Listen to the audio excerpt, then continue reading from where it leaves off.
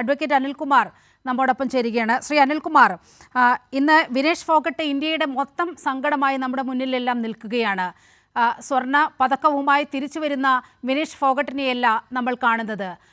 അർഹതപ്പെട്ട സിൽവർ എങ്കിലും കൊണ്ടുവരാൻ ഇന്ത്യ ഗവൺമെൻറ്റിൻ്റെ ഭാഗത്തു നിന്ന് ഇതുവരെ ഒരു നീക്കമുണ്ടായില്ല. അപ്പീൽ പോകുന്നത് പോലും ഉച്ചയ്ക്ക് ശേഷമാണ്. അത് അപ്പോൾ തന്നെ അപ്പീൽ പോയിരുന്നെങ്കിൽ ഏതെങ്കിലും വിധത്തിലുള്ളൊരു ഫലം ഉണ്ടാകുമായിരുന്നു. മൊത്തത്തിൽ ഈ വിനേഷ് ഫോഗട്ടിനെ സംബന്ധിച്ച് ഒരു രാഷ്ട്രീയ കള്ളക്കളി ഇക്കാര്യത്തിൽ ബ്രിജ്ഭൂഷണുമായി ചേർത്തുകൊണ്ട് ഒരു കള്ളക്കളി ഇക്കാര്യത്തിൽ നടന്നു എന്ന് പറഞ്ഞാൽ അത് അതിശയോക്തിയാകുമോ? ഭാരതത്തിന്റെ മനസ്സ് കീഴടക്കിയ ഗുസ്തിതാരങ്ങളും അവരനുഭവിച്ച യാതനകളും വേദനകളുമെല്ലാം ഗംഗാനദിയിൽ അവർ നേടിയെടുത്ത മെഡലുകൾ ഒഴുക്കുന്ന നിമിഷത്തിൽ നെഞ്ചുപിടഞ്ഞ് നമ്മൾ കണ്ടതാണ്. കഴിഞ്ഞ ലോക്സഭാ തെരഞ്ഞെടുപ്പിൽ ഇന്ത്യ രാജ്യത്തെ പല സ്ഥലങ്ങളിലും BJPക്ക് ഏറ്റവും വിഷമകരമായത് ബ്രിജ്ഭൂഷൺ സിംഗ് ഈ താരങ്ങൾക്കെതിരായി നടത്തിയ കടന്നാക്രമണവും ആ കടന്നാക്രമണം നടത്തിയ ആളെ സംരക്ഷിക്കുന്ന സർക്കാർ നിലപാടും, പ്രത്യേകിച്ച് ഗുസ്തി താരങ്ങളുടെ ഗ്രാമങ്ങളിലൊക്കെ വല്ലാത്ത പ്രതിഷേധം, കർഷകരുടെ രോഷം ഉയർന്നു വന്നു. പക്ഷേ രാജ്യത്തിന് വേണ്ടി മത്സരിക്കാൻ നമ്മുടെ കായിക താരങ്ങൾ മുന്നോട്ട് വരുമ്പോൾ അവരോടൊപ്പം നിൽക്കും. ആഭ്യന്തരമായി ഇത്തരം രാഷ്ട്രീയ പ്രശ്നങ്ങൾ സർക്കാരിന്റെ ചെറിയ ബുദ്ധിയിൽ അവർ ഉയർത്തിപ്പിടിക്കില്ല എന്നാണ് നമ്മൾ വിശ്വസിക്കേണ്ടത്. മറിച്ചാണ് സംഭവിച്ചത്. ഞാൻ മനസ്സിലാക്കുന്നത് ഗുസ്തി താരങ്ങളൊക്കെ ആണെങ്കിൽ അവരുടെ തൂക്കം പരിശോധിച്ചുകൊണ്ട് കൃത്യമായ നിലയ്ക്ക് ഇക്കാര്യങ്ങൾ കൈകാര്യം ചെയ്യുന്ന ഒരു മാനേജ്മെന്റ് സംവിധാനമുണ്ട്. അവരുടെ ഭക്ഷണ രീതികൾ, ഭക്ഷണക്രമങ്ങൾ, ഇത്തരം കാര്യങ്ങളിലൊക്കെ തന്നെ മുമ്പ് തന്നെ ചില ആരോപണങ്ങൾ ഉയർന്നു വന്നിട്ടുണ്ട്. ഇപ്പൊ തന്നെ കഴിഞ്ഞ ഒളിമ്പിക്സിലാണ് കായിക താരം നിലയ്ക്ക് അയോഗ്യരാക്കപ്പെട്ട ഒരു കായിക താരം അവരുടെ ശരീരത്തില് മയക്കുമരുന്നിന്റെ അളവുണ്ട് എന്നൊരു ആക്ഷേപം പിടിക്കപ്പെട്ടുവെന്ന് വാർത്ത വരികയുണ്ടായി.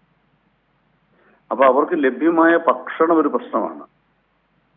ആ ഭക്ഷണത്തിൽ ഇപ്രകാരമുള്ളത് കലർത്തിയതിന്റെ ഭാഗമായിട്ടാണ് തനിക്ക് ഈ ഗതി വന്നത് എന്ന് അന്ന് അവർ പരിതപിക്കുന്നത് നമ്മൾ കേട്ടതാണ്. 4 കൊല്ലം മുമ്പത്തെ അനുഭവമാണ്.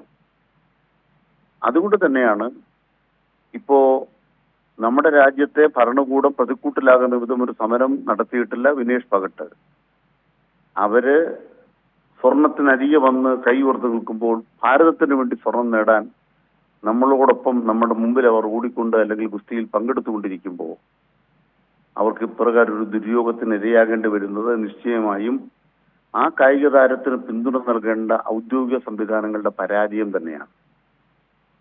അവര് ഈ മത്സരത്തിന് പോകും മുമ്പ് തന്നെ ദിവസേന എന്നവണ്ണം ശരീരത്തിലെ തൂക്കം പരിശോധിച്ചുകൊണ്ടാണല്ലോ പോകാറുള്ളത്. തൂക്കം കുറയ്ക്കണമെങ്കിലോ 100 ഗ്രാം തൂക്കം ഒരാളുടെ ശരീരത്തിൽ കുറയ്ക്കണമെങ്കിൽ അതിന് അനായാസം സാധിക്കാൻ കഴിയുന്ന കാര്യങ്ങളേ ഉള്ളൂ, അതിനാവശ്യമായിട്ടുള്ള ജാഗ്രത എടുത്താൽ. അത്തരം ജാഗ്രതാപരമായ നീക്കം ഉണ്ടായില്ല എന്ന് മാത്രമല്ല, അവർക്ക് സംരക്ഷണം ഒരുക്കുന്നവരെയല്ല സർക്കാരിന്റെ ഭാഗത്തുണ്ടാകുന്നത്. പ്രധാനമന്ത്രി ട്വീറ്റ് ചെയ്തു, നല്ല കാര്യം.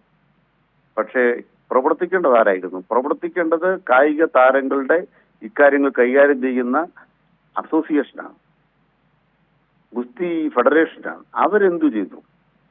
അവരുടെ നിലപാടെന്തായിരുന്നു? വൈകി ഒരു അപ്പീൽ കൊടുത്തു കഴിഞ്ഞാൽ സ്വാഭാവികമായും സർക്കാർ അതിൽ ഗൗരവത്തിലെടുക്കുന്നില്ല. പിന്നീടുണ്ടായ കോലാഹലങ്ങളുടെ ഭാഗമായി ഒരു അപ്പീലാണ്. അത് അതിന്റെ വഴിക്ക് പോവുക എന്നുള്ളതായിരിക്കും അധികാരികൾ സ്വീകരിക്കാൻ പോകുന്ന നില. ഇത് ദയനീയമാണ്. ഇന്ത്യയെ സംബന്ധിച്ച് ഇന്ത്യ രാജ്യത്തിന്റെ കായിക ഭാവിയിൽ ഒളിമ്പിക് സ്വപ്നം കാണുന്ന ഒരു യുവതലമുറയുടെ സ്വപ്നങ്ങൾ കരിച്ചു കളയുന്ന ഏറ്റവും തെറ്റായ അധമ രാഷ്ട്രീയത്തിന്റെ തെറ്റായ പ്രയോഗം തന്നെയാണ്.